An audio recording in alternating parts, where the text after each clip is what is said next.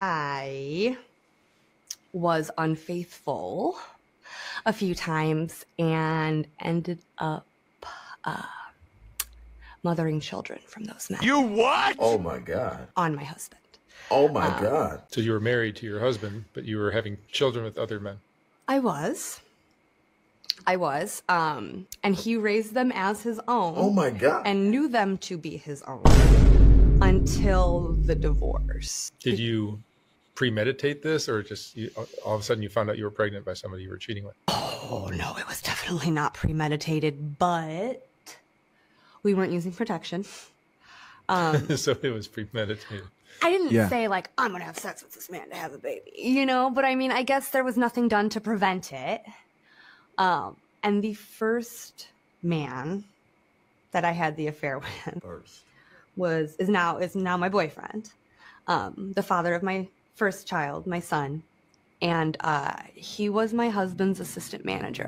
You what? You know, it's very interesting when you hear women who are divorced or who don't have someone saying, where have all the good men gone? Not saying that I know what her husband was like or that he was 100% a good man, but seeing this from her point of view doesn't paint her in a good light. It makes her look like she violated him, which she did. You lied to him and you forced him to raise kids that he thought were his. The whole marriage is based on a lie. So you then come away with this, and you have people that will come out of these situations having been the villain and ask where all the good men have gone, when you also contributed to creating the bad men that are now bitter because people like you do stuff like this to them.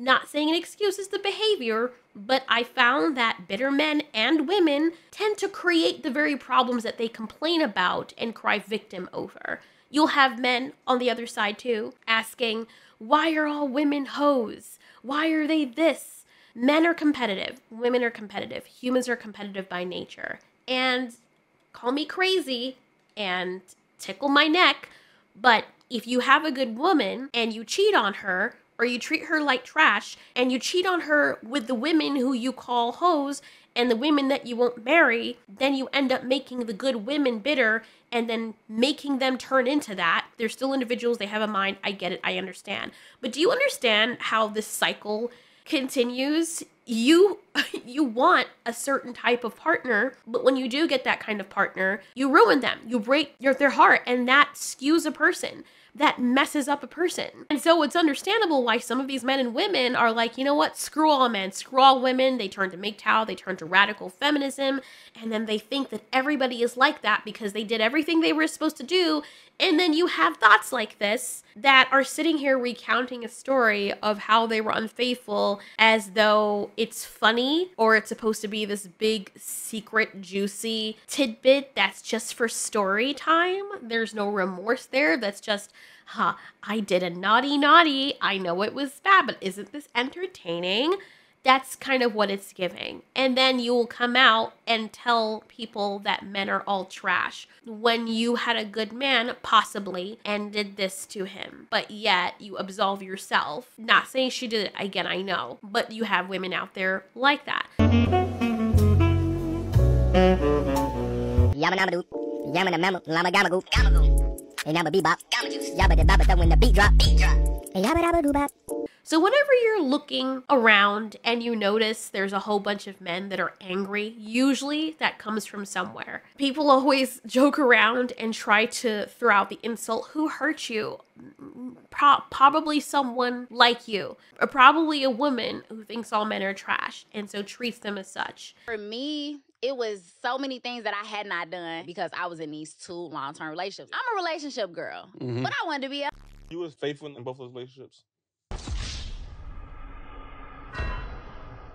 Huh?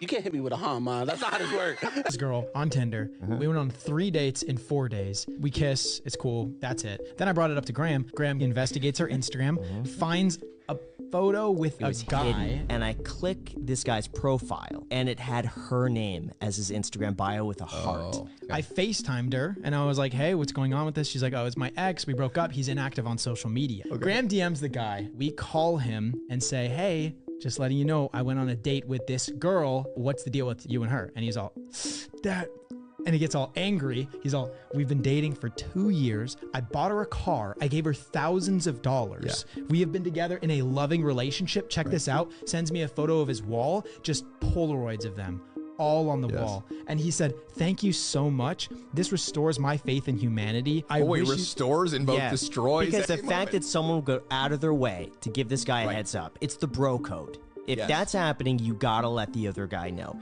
He said that we were guardian angels. Same thing for women, you know, with them being the ones cheated on. If he's over there with Becky, if I'm doing everything I'm supposed to be, I'm being traditional woman material, I am being loyal to him, I'm doing all that I can do to keep him interested in me, and he still cheats with the Eve thoughts that he doesn't like, what am I supposed to do? Then after that point, you go as a woman and you're like, okay, well, I can get another man, but then he's going to end up leaving me because he prefers this over here.